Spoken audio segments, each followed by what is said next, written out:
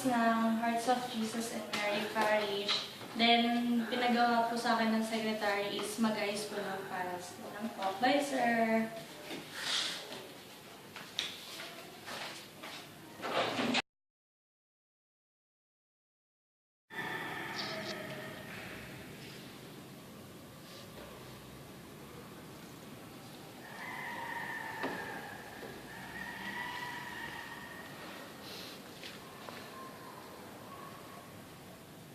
Hi, sir. Ito po, Hearts of Jesus and Mary Parish. Then, tapos na po ako maglinis. Tapos, pinunasan ko na din po yung mga pews tsaka yung magwalis po. Ito po si Kuya Patrick.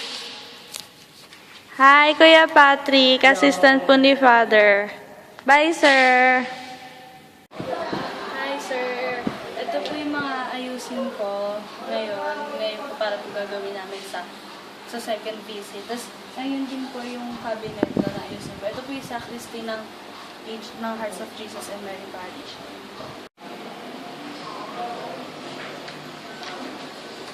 Ay, sir, natapos ko na po yung mga pinapagawa sa akin. Nakapag-ayos na din po ako. Nakapag-ayos na po ako ng mga gamit sa drawer. Then, nakapag-linis na din po ako.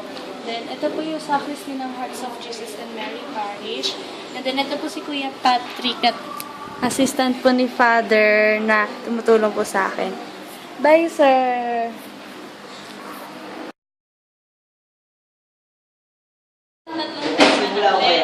Una, ang pagbabalik loob. Bakit naman pagbabalik loob?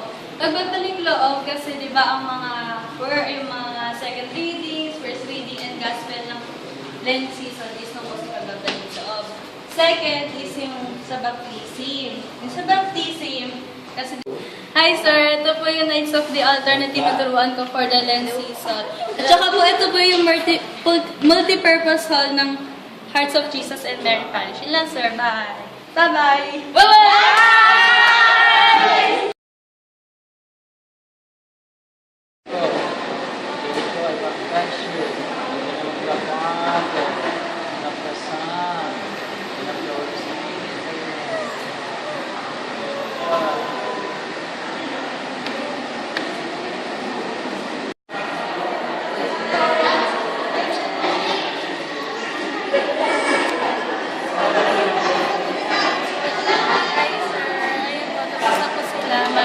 Tapos na po silang binyag. Nandun po tumulong po kay Father.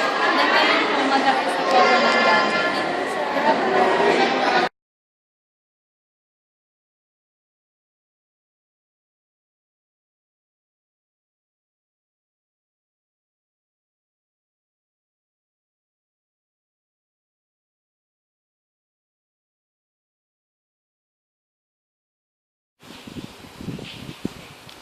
Hi sir, ayun po.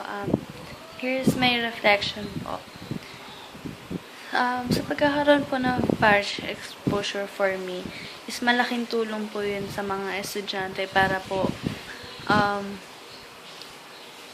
tumulong sa kapwa. Kasi po, syempre po, yung pagpunta pala natin sa simbahan is pagpunta pala natin sa simbahan, yung paglinis natin, yung paggawa ng mga gawain ng ibang tao is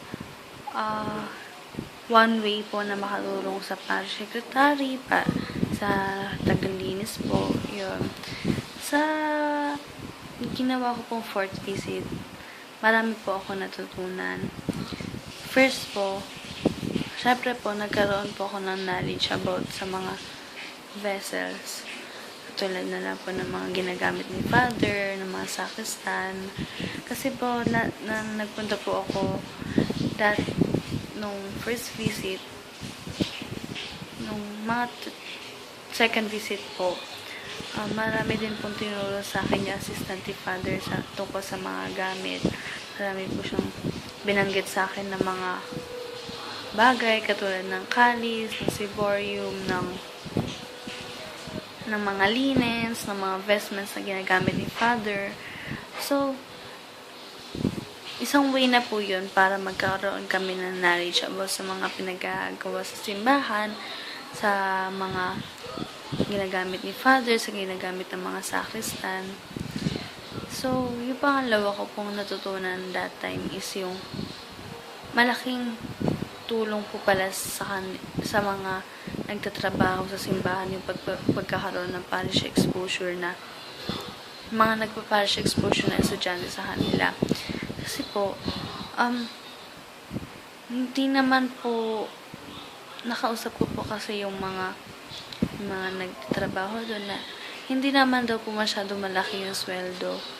Pero mas tinatanggap nila yon na magkaroon ng ganong trabaho dahil alam nilang nasa buti.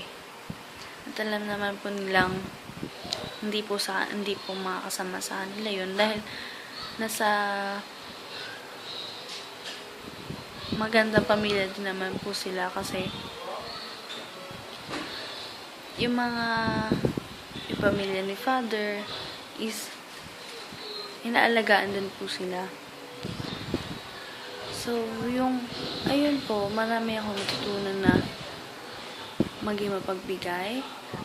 Kasi po, syempre po, nagturo din ako ng Lent sa mga sakristan. Tong Lent po is yung pagkakaroon ng maging mapagbigay, maging pagmahal, magsakripisyo. Siguro po dun sa tinuro ko sa mga sakristan, malaking bagay na din po sa akin yun sa pagkakaroon ko ng knowledge about being a Catholic. So, sa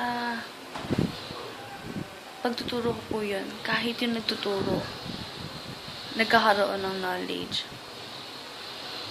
Yun po, marami po ako natutunan, pero ayun din po yung mga onting bagay na natutunan ko. Yun lang po. Bye, sir.